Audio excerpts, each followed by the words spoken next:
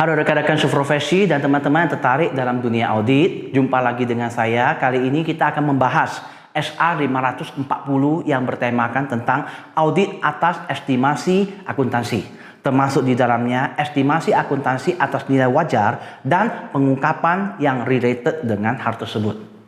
Auditor dalam melakukan audit lapangan harus melakukan pemeriksaan kembali, menguji kembali atas estimasi yang dibuat oleh manajemen. Dalam prakteknya, laporan neraca maupun laporan laba rugi yang disajikan tidak mengandung kebenaran absolut. Kenapa demikian? Karena di dalamnya terkandung yang namanya estimasi akuntansi.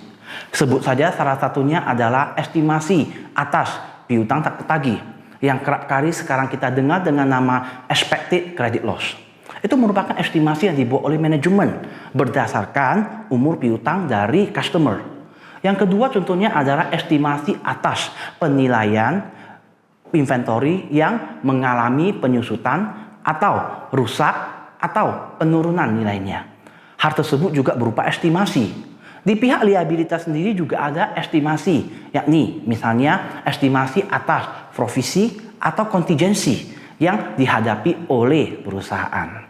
Nah, untuk mengetahui lebih lanjut dari ini, mari kita segera saksikan video klip yang membahas lebih lanjut tentang SA 540 ini. Akhir kata saya ucapkan terima kasih dan selamat menikmati. Halo rekan-rekan semua, perkenalkan nama saya Khairunisa dan pada kesempatan kali ini kita akan sharing terkait SA ataupun standar audit nomor 540 yang mengatur tentang audit atas estimasi akuntansi termasuk estimasi akuntansi nilai wajar dan pengungkapan yang berkaitan. Nah, sebelum kita masuk lebih jauh terkait dengan SA 540, ada baiknya kita bahas sedikit nih, SA 540 ini terkait apa sih? Nah, SA 540 ini sebenarnya adalah untuk membantu auditor dalam memeriksa ataupun merespon dengan langkah yang tepat terkait dengan audit atas estimasi akuntansi, terkait juga dengan estimasi atas akuntansi nilai wajar dan pengungkapan-pengungkapan yang sekiranya diperlukan ataupun terkait dengan hal-hal tersebut. Sama seperti SA lainnya, SA 540 ini efektifnya di 1 Januari 2013 untuk perusahaan emiten dan 1 Januari 2014 untuk perusahaan non-emiten. Tujuannya sendiri adalah agar auditor dapat memperoleh bukti yang cukup dan tepat atas estimasi akuntansi termasuk nilai-nilai wajar yang tersaji pada laporan keuangan dan juga untuk memperoleh bukti-bukti yang memadai terkait pengungkapan yang bersangkutan dalam LK terkait dengan konteks kerangka pelaporan keuangan yang berlaku. Oke, selanjutnya kita bahas sedikit terkait estimasi akuntansi ya. Nah, estimasi akuntansi itu adalah hal-hal ataupun perkiraan yang dilakukan manajemen dikarenakan beberapa unsur laporan keuangan tidak dapat ataupun tidak memungkinkan untuk diukur secara tepat ataupun faktual. Nah, jadi sebagai alternatif manajemen melakukan estimasi atas hal-hal tersebut. Mungkin teman-teman yang sudah tahu mengenai kewajiban kontingensi ataupun perkara-perkara hukum yang nantinya merugikan perusahaan, nah manajemen kan melakukan estimasi tuh terkait itu termasuk estimasi akuntansi. Nah, kenapa sih kita harus melakukan audit atas estimasi akuntansi? Dikarenakan estimasi akuntansi sendiri itu nantinya akan sangat berpengaruh signifikan terhadap sifat dan keandalan informasi yang disajikan pada laporan keuangan. Nah, mungkin sama seperti yang kita bahas tadi ya. Tujuan pengukuran estimasi akuntansi untuk beberapa hal adalah yang pertama itu untuk meyakinkan atau untuk meyakini bahwa estimasi akuntansi dalam konteks nilai wajar khususnya telah dinyatakan dalam satuan nilai transaksi kini ataupun unsur laporan keuangan berdasarkan pada kondisi umum yang bersangkutan. Nah, hal ini sangat dipengaruhi oleh peristiwa ataupun kondisi-kondisi yang signifikan setelah tanggal laporan keuangan ataupun setelah tanggal terjadinya transaksi. Pada saat itu kita harus sangat-sangat meyakini ataupun memeriksa estimasinya seperti apa untuk tujuan pelaporan keuangan. Nah, lebih lanjut lagi, penggunaan estimasi atau pengukuran estimasi ini untuk apa sih? Nah, itu juga sebagai alat ataupun langkah untuk memperkirakan hasil dari satu atau lebih transaksi, peristiwa ataupun kondisi yang menimbulkan kebutuhan untuk nantinya diestimasi ataupun diperkirakan oleh manajemen. Bagaimana sih informasinya dan bagaimana penyajiannya pada laporan keuangan. Oke, dalam konteks SA 540 ini sebenarnya banyak sekali ya informasi-informasi ataupun hal-hal yang harus diperhatikan auditor dalam konteks pemeriksaan ataupun audit atas estimasi akuntansi. Jadi sebenarnya tidak terbatas pada hal-hal yang kita sampaikan ini. Tapi secara general, hal-hal ini harus diperhatikan. Apa aja sih? Yang pertama itu adalah prosedur penilaian risikonya dan aktivitas terkait dengan penilaian risiko yang dilakukan baik oleh manajemen ataupun nantinya oleh auditor sebagai langkah assessment. Yang kedua, kita juga harus identifikasi risiko salah saji materialnya. Kita juga harus susun ataupun lakukan respons atas risiko dari estimasi akuntansi yang kita nilai sebelumnya. Lebih lanjut lagi, kita juga harus lakukan prosedur substantif jika diperlukan. Kita juga harus evaluasi kewajaran estimasi akuntansinya dan penentuan kesalahan penyajian jika ada. Kita juga harus nilai lagi atau memperiksa terkait dengan pengungkapan atas kewajaran estimasi tersebut. Kita lihat indikator terjadinya estimasi akuntansi ataupun indikator atas kemungkinan untuk manajemen bias dalam menyajikan informasi atas estimasi akuntansi tersebut. Kita juga harus peroleh representasi manajemen tertulis yang diberikan oleh entitas. Dokumentasi auditnya juga harus sangat memadai. Kita harus juga mempertimbangkan skeptisisme profesional kita sebagai auditor. Kita juga harus lihat penilaian dan respons atas risiko salah saji material yang sudah kita lakukan sebelumnya. Pada langkah-langkah terakhir kita harus menilai, menyajikan, dan mengungkapkan instrumen keuangan yang sekiranya sangat-sangat relevan dengan konteks kewajaran estimasi akuntansi. Dan juga kita harus lihat point estimate-nya ataupun range. Jadi ini lebih kepada bagaimana sih manajemen menyajikannya, estimasi seperti apa, perhitungannya seperti apa, kita harus nilai juga. Lebih lanjut lagi, jika diperlukan kita juga harus melakukan komunikasi terhadap pihak-pihak yang bertanggung jawab atas tata kelola entitas ataupun lebih dikenal dengan TCWG ataupun those charged with governance. Oke, mungkin kita akan lebih mengerucutkan pembahasan kita nih terkait dengan prosedur penilaian resikonya atas audit estimasi akuntansi. Gimana sih cara menilai resikonya? Nah, kita yang pertama adalah mengidentifikasi dan menentukan estimasi akuntansi yang digunakan oleh manajemen pada penyajian laporan keuangan. Nah, ada beberapa indikator yang harus diperhatikan. Yang pertama adalah ketentuan kerangka pelaporan keuangan yang berlaku yang relevan terhadap estimasi akuntansi tersebut. Jadi, standar pelaporannya seperti apa sih?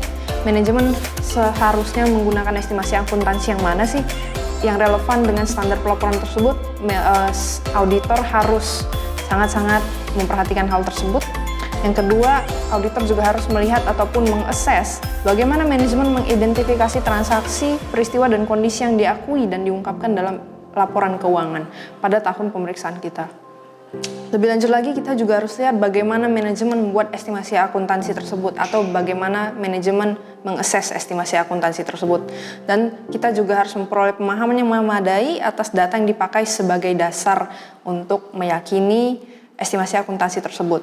Tidak terlepas pada beberapa hal ya. Yang pertama adalah metode yang digunakan manajemen, pengendaliannya seperti apa, apakah manajemen menggunakan tenaga ahli ataupun pakar. Kita juga harus lihat sampai mana pakar tersebut terlibat di dalam penentuan estimasi akuntansi, dan juga kita harus lihat apakah terdapat modifikasi ataupun perubahan metode akuntansi, serta apakah manajemen telah menentukan dampak dari ketidakpastian yang ditimbulkan atas perubahan metode estimasi tersebut.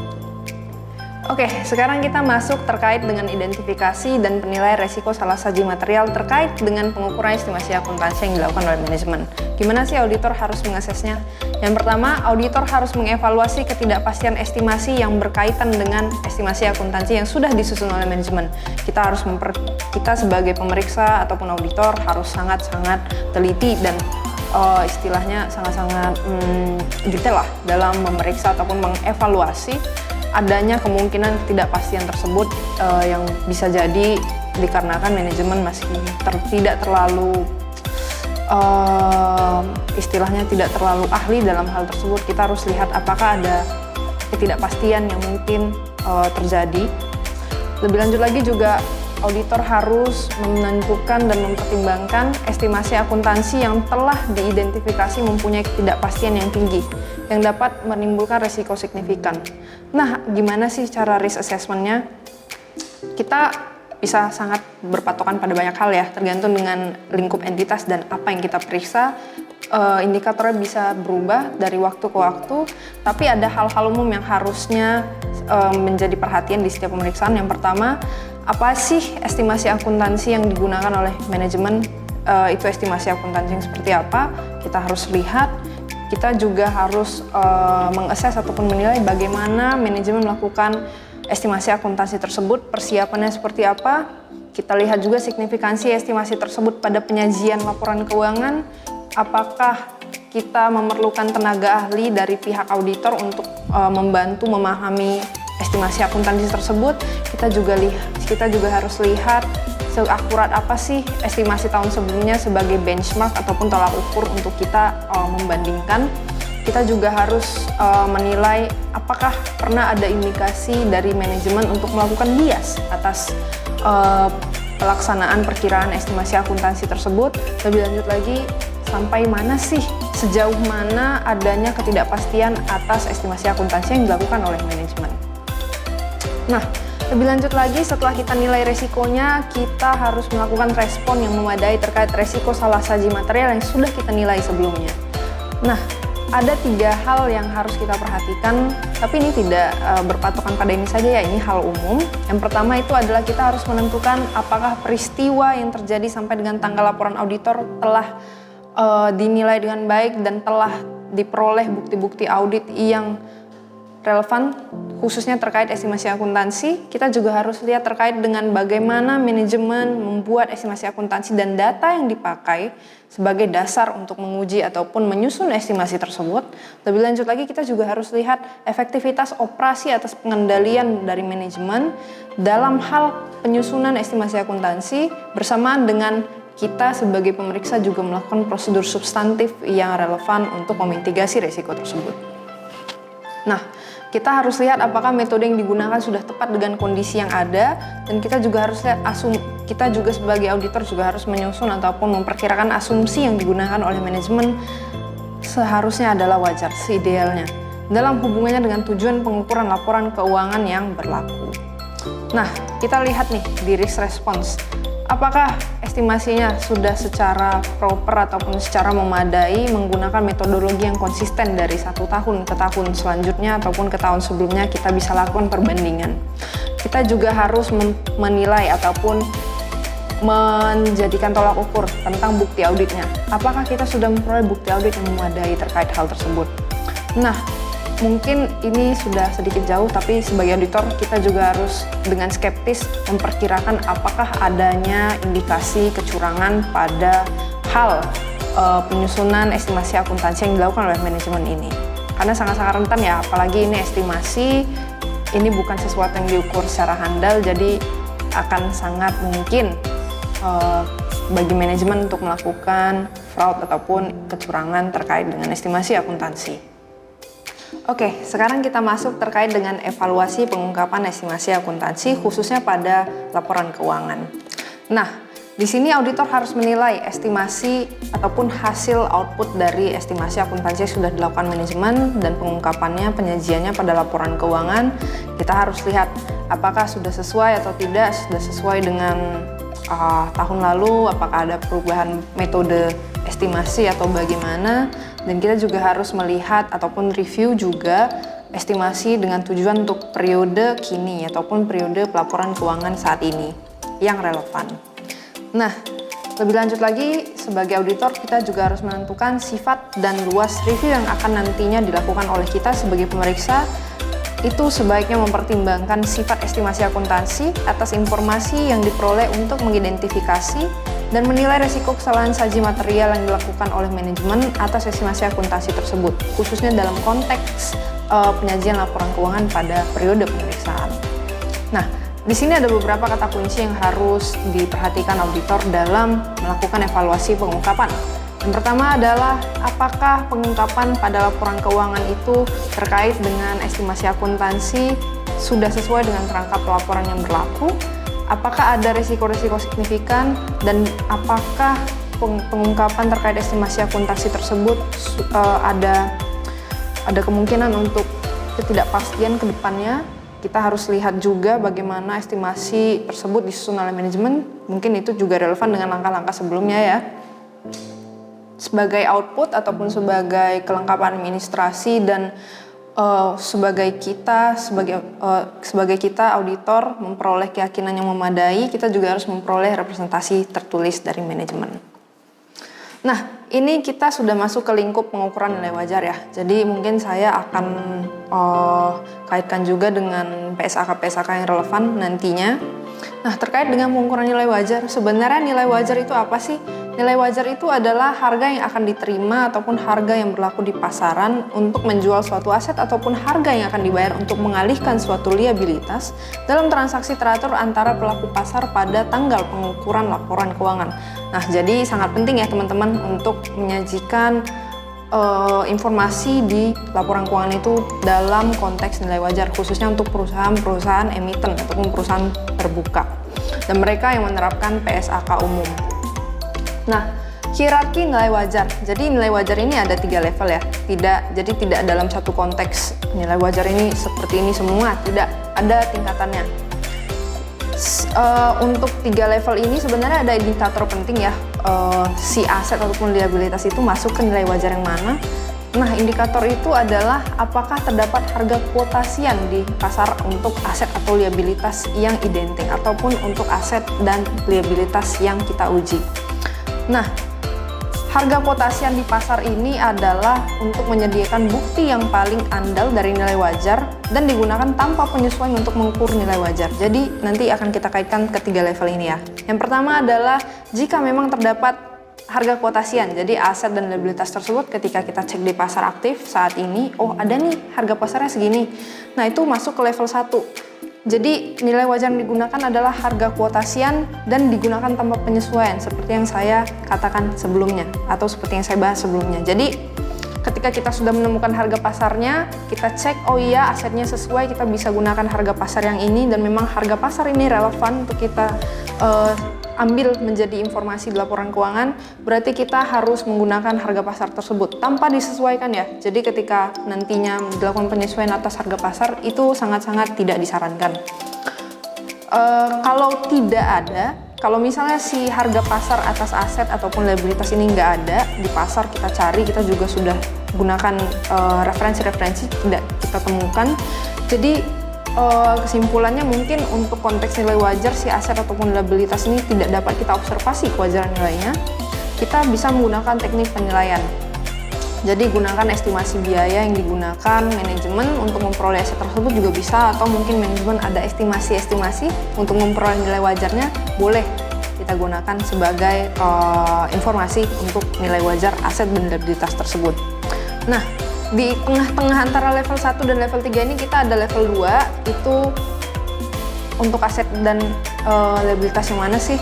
Nah, ini sebenarnya juga untuk kalau misalnya ada harga kuotasi, tapi gini, harga kuotasinya itu tidak untuk aset kita benar-benar. Jadi ada harga kuotasi terkait aset-aset yang serupa, mungkin dia ada di satu kategori yang sama, tapi tidak aset kita ataupun tidak liabilitas kita bisa gunakan di input level 2. Nah, input level 2 ataupun harga wajar di level 2 ini kriterianya adalah dapat diobservasi oleh kita sebagai pemeriksa ataupun manajemen sebagai penyusun laporan keuangan.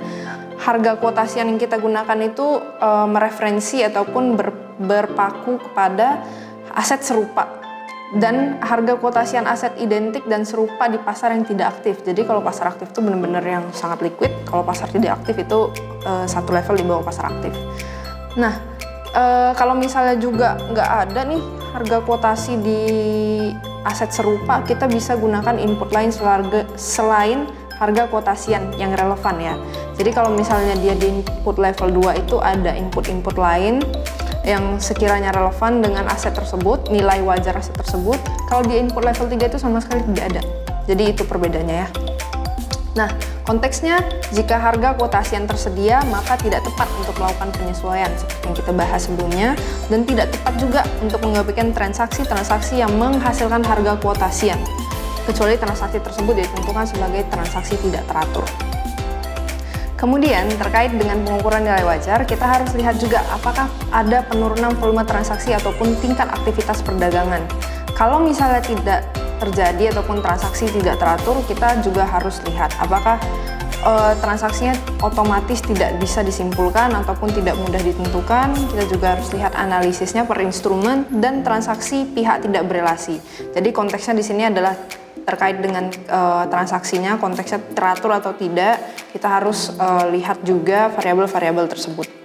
Nah, kita juga sebagai auditor atau pemeriksa dalam konteks pengukuran nilai wajar tidak bisa mengabaikan informasi yang dapat diobservasi pada tanggal pelaporan. Lebih lanjut lagi, kita harus lihat apakah bobot pertimbangan lebih rendah untuk transaksi tidak teratur. Nah, terkait teknik valuasinya nih, kita harus lihat pertimbangan manajemen dalam penyusunan ataupun pengukuran nilai wajar tersebut. Kita juga harus lihat panduan model relaksasi pemerintah sebagai salah satu input yang relevan. Kita juga harus lihat dampak COVID-19. Nah, ini pada konteks COVID-19 ya. Jadi kan sebagai kejadian kahar, mungkin COVID-19 ini akan mempengaruhi nilai wajar aset atau liabilitas yang kita miliki. Sebagai pemeriksa, kita juga harus memastikan apakah COVID-19 ini berpengaruh signifikan atau tidak pada aset dan liabilitas yang memerlukan konsep penilaian nilai wajar pada laporan keuangan.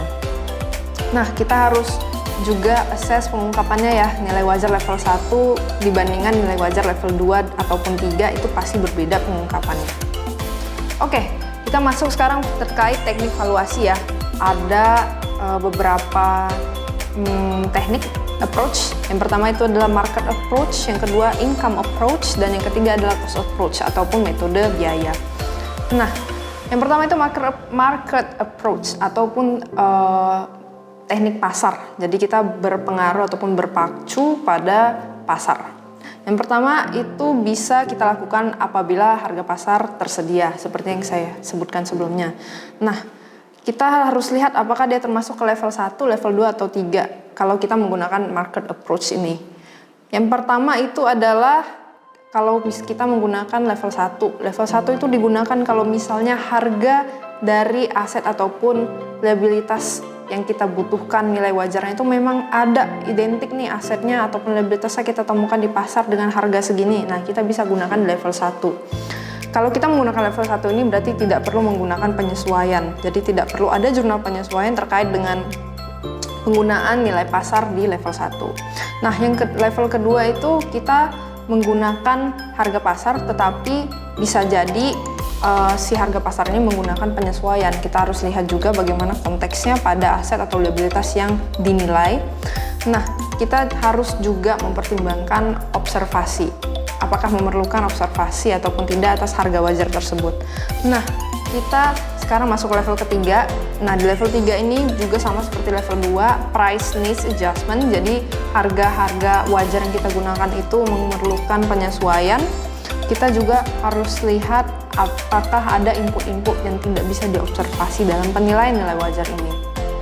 Sekarang kita masuk ke income approach ataupun pendekatan pendapatan.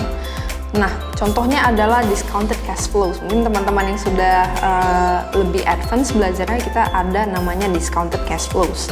Nah, discounted cash flows ataupun income approach ini sangat-sangat mengandalkan directly identifiable cash flows. Jadi arus kas yang sangat-sangat bisa diidentifikasi secara langsung itu sangat-sangat berpengaruh pada income approach ini.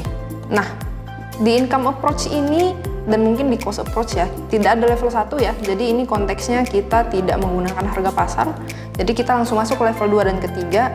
Sama seperti market approach sebelumnya, kita memerlukan input dari kegiatan observasi. Kita juga harus lihat releasing in practice. Jadi sebenarnya di income approach level 2 ini dia agak sedikit istilahnya jarang digunakan lah ya. Kalau di level 3 itu seperti market approach juga, kita harus mempertimbangkan input-input yang unobservable ataupun tidak dapat diobservasi. Nah, sekarang kita masuk ke cost approach ataupun pendekatan biaya. Contohnya adalah biaya replacement ataupun biaya-biaya yang kita keluarkan ataupun kita spend untuk pelepasan ataupun penggantian aset-aset ataupun liabilitas terkait dengan nilai wajar ini. Nah, ini ada 3 kriteria ya terkait cost approach. Yang pertama, dia not income producing, jadi tidak ada arus kas plus ataupun pendapatan yang kita peroleh dari cost approach ini. Yang kedua itu adalah no identical market price, jadi tidak ada harga pasar yang identik ataupun relevan terkait dengan cost approach ini ataupun aset dan liabilitas yang kita nilai kewajarannya. Dan yang ketiga adalah price needs adjustment. Jadi si harga yang kita gunakan pada konsep pendekatan biaya ini sangat-sangat membutuhkan penyesuaian nantinya setelah kita lakukan assessment. Oke, sama ya seperti income approach level 2 dan 3-nya itu. Di level 2 dia observable inputs dan relation in practice. Jadi sebenarnya dia sangat mempertimbangkan ataupun sangat membutuhkan bukti-bukti yang hasil dari observasi. Ini juga jangan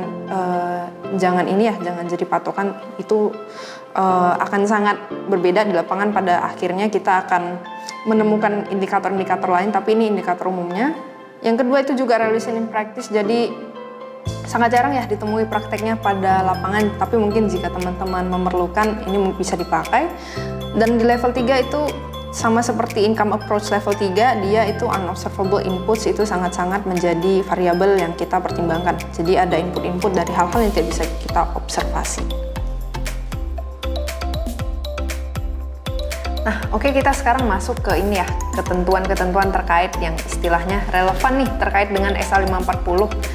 Apa aja sih kalau misalnya teman-teman mau belajar lebih lanjut terkait pengukuran nilai wajar ya khususnya, ataupun estimasi akuntansi pada akun-akun yang tersaji di laporan keuangan. Berikut kita lampirkan nih beberapa standar akuntansi yang sekiranya relevan dengan hal-hal tersebut. Yang pertama adalah di nilai wajar sendiri itu diatur di PSAK 68.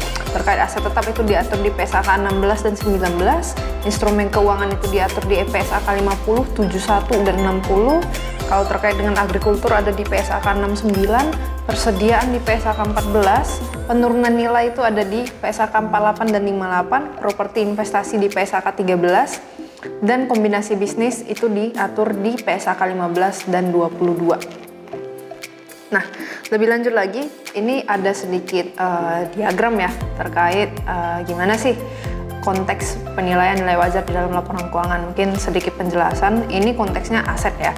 Aset itu ada beberapa kategori, kita bisa lihat tuh ada defined benefit, ada aset biologis, ada instrumen ataupun aset keuangan, ada properti investasi, aset tidak berwujud, properti plant and equipment atau aset tetap, persediaan, dan mungkin aset-aset lainnya. Nah, kita bisa lihat nih, dia sudah ada pembagiannya. Kita ambil contoh itu di properti plant and equipment ataupun aset tetap. Nah, di sini kan ada nih, di merahnya itu ada cost. Jadi kalau misalnya dia menggunakan model cost, jadi kita bisa gunakan pendekatan CM ataupun RM. Nah, seperti yang lain juga itu cara membacanya seperti itu ya. Mungkin teman-teman bisa langsung lihat aja di diagram yang kita tampilkan. Oke, ini sedikit informasi tambahan terkait dengan PSAK yang kita sebutkan ataupun saya bahas sebelumnya. Konteks penggunaan nilai wajarnya di mana sih, model yang digunakan apa, dan apakah ada indikasi penurunan nilai atas harga wajar aset-aset tersebut.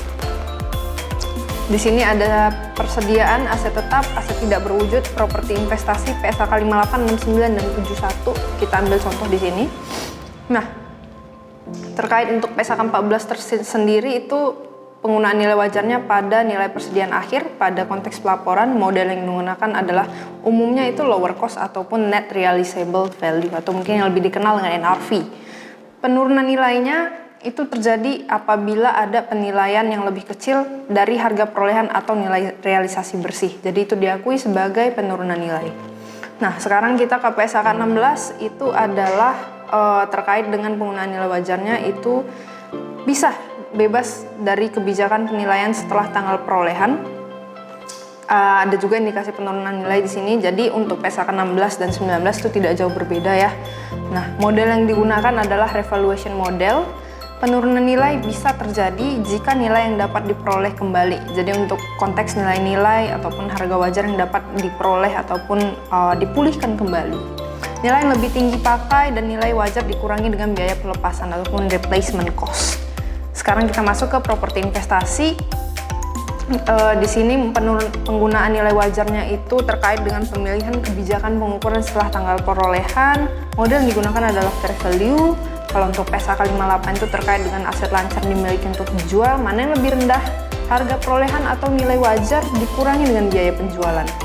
Nah, modelnya adalah lower cost or fair value less cost to sell. Jadi mungkin di sini 58 ini lebih terkhusus terkait dengan aset-aset yang kita miliki tapi ada keinginan untuk dijual di masa yang akan datang. Sekarang kita masuk ke PSAK 69. PSAK 69 ini terkait dengan aset geologis ya. Kalau misalnya teman-teman tertarik dengan dunia perkebunan, PSAK 69 ini sangat-sangat relevan untuk dipelajari. Ini adalah terkait dengan pengukuran aset biologis, tanggal perolehan dan pelaporannya. Jadi konteks nilai wajarnya pada saat tanggal perolehan dan pelaporan seperti apa. Nah, model yang digunakan itu adalah fair value less cost to sell. Jadi sebenarnya mirip dengan PSAK 58 tapi dia tidak pakai konsep lower cost. Nah, kalau untuk PSAK 71 itu terkait dengan instrumen keuangan. Seperti yang teman-teman tahu, model yang digunakan itu hanya fair value karena kita konteksnya adalah instrumen keuangan. Nah, ini sekarang masuk ke topik terkait dengan COVID-19. Apa saja sih hal-hal yang menunjang kinerja dan kualitas audit selama pandemi COVID-19 masih terjadi? Gimana sih caranya? Nah, yang pertama, auditor itu harus memberikan perhatian khusus pada 4 hal ya, 4 hal yang umum, tapi tidak terbatas pada hal-hal ini saja. Yang pertama, kita harus lihat apakah ada perubahan regulasi yang berdampak pada estimasi akuntansi yang dilakukan oleh manajemen. Contohnya di sini, kebijakan perpajakan tentang insentif pajak untuk wajib pajak yang terdapat pada pandemi COVID-19. Otomatis kan estimasi yang digunakan manajemen akan berubah tuh caranya, ada variabel baru yaitu kebijakan perpajakan pemerintah. Kita juga harus lihat evaluasi ketepatan asumsinya, kita lihat juga evaluasi ketepatan keandalan data yang digunakan sebagai dasar untuk menilai estimasi akuntansi tersebut. Kita juga harus lihat dampak dari perubahan faktor-faktor resiko inherent akibat suatu ketidakpastian terkait dengan dampak pandemi COVID-19 ini. Nah, jika dalam pertimbangan auditor, manajemen dirasa belum cukup untuk memperhitungkan pengaruh ketidakpastiannya, maka auditor bisa ataupun harus ya sebenarnya sangat dianjurkan untuk mengembangkan suatu pertimbangan yang digunakan untuk mengevaluasi kewajaran estimasi akuntansi yang digunakan oleh manajemen. Nah, jadi ini lebih kepada gimana sih prosedur yang bisa kita gunakan ataupun prosedur-prosedur yang sekiranya harus kita lakukan terkait dengan perubahan estimasi akuntansi manajemen pada masa pandemi COVID-19. Oke, sekian sesi sharing kita terkait dengan SA 540. Semoga ilmu yang kita bahas pada kesempatan kali ini dapat bermanfaat untuk kita semua. Lebih dan kurangnya mohon dimaafkan. Terima kasih.